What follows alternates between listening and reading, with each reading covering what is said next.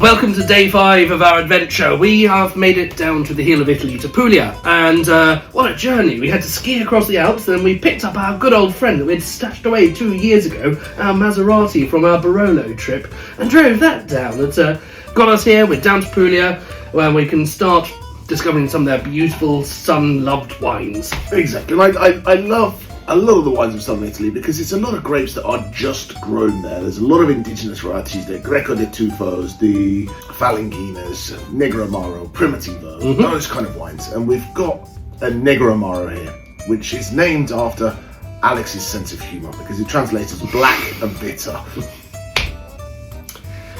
Thank you. But of course I'm not Alex, I'm Phileas Fogg, so that's good.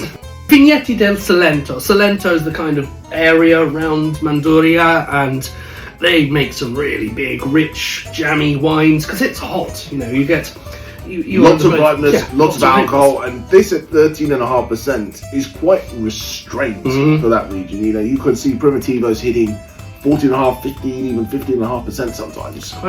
Quite right too. But since we're about to get on the water, I think going for a slightly softer option is probably a good plan. So let's have a go. What sort of things are we looking out for taste-wise? Dark fruit, a lot of currants, a lot of berries, a nice little bit of spice.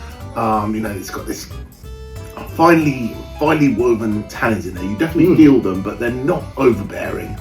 And I just think it's another one that, could you drink just a glass of it? Of course you could.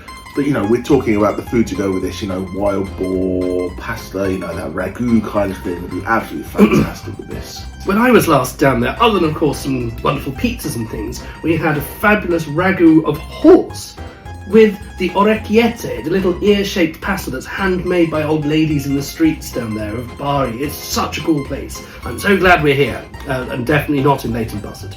We've got to get onto the water and get across the Mediterranean to go east. How about Lebanon? That makes sense. That's a perfectly peaceful place to be going right about now, and we can say that currently there's a ceasefire, but we're going to the Bekaa Valley, and probably one of the most famous names of that entire region, if not the most famous name. We'll see you tomorrow. We'll see you tomorrow.